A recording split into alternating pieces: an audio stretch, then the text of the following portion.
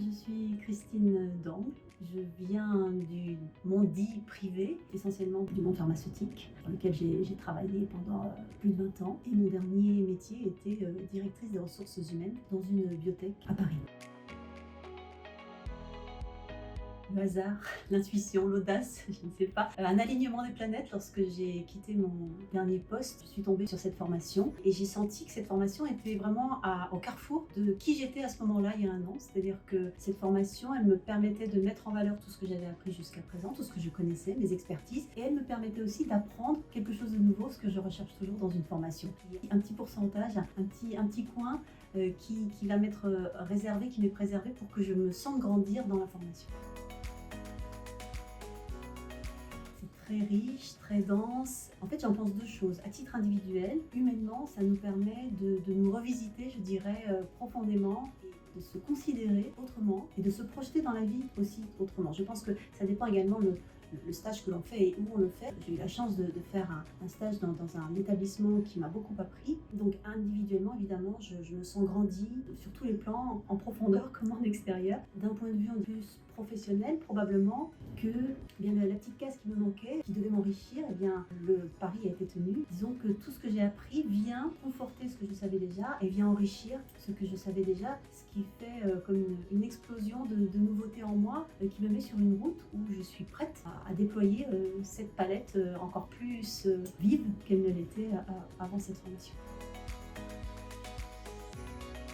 Pas encore parce que je prends le temps pour l'instant. Bon, je viens de finir cette formation, je viens de défendre mon mémoire. Alors, soit certains de mes camarades ont déjà trouvé un travail, parce que ça s'est proposé sur leur chemin. J'ai quand même mené des entretiens parce que j'avais envie de savoir comment je parlais d'un domaine qui n'était pas le mien il y a encore un an. Donc ça, c'est un bel exercice que de quand même provoquer des entretiens, ce que j'ai fait. Maintenant, je veux vraiment trouver un lieu, une équipe qui me corresponde et qu'on se corresponde et qu'on s'entende bien et qu'on ait envie de faire de belles choses au nom des humains, des bénéficiaires qui nous attendent.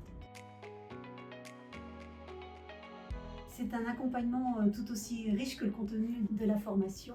Ça demande une belle organisation, même si de nombreuses interventions sont à distance. Toutefois, elles reviennent, ces interventions, très régulièrement. À côté, on doit effectuer notre propre stage, on a notre vie aussi. Enfin, donc, il y a plusieurs éléments qui viennent ensemble, en tout cas, qui doivent trouver une place chacun dans une forme de puzzle là, comme ça, de notre vie. Et l'espace Santin eh bien, fait le lien entre toutes ces piécettes qui nous sont proposées et le fait bien.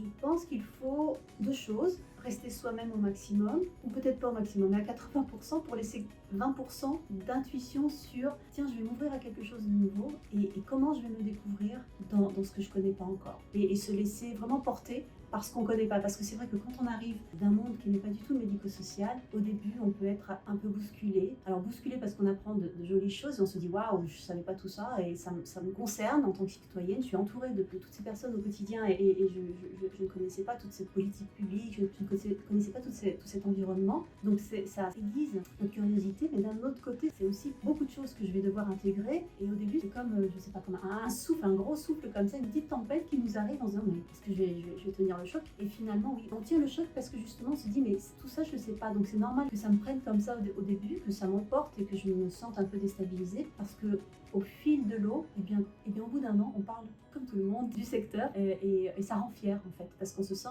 vraiment intégré, un peu comme une nouvelle langue qu'on a apprise et puis on est dans le pays. Au début, waouh, on comprend pas grand chose et puis au bout d'un an, avec l'entraînement, avec Santin, avec ses camarades de promo, eh bien, on devient très bon en langue du médico-social.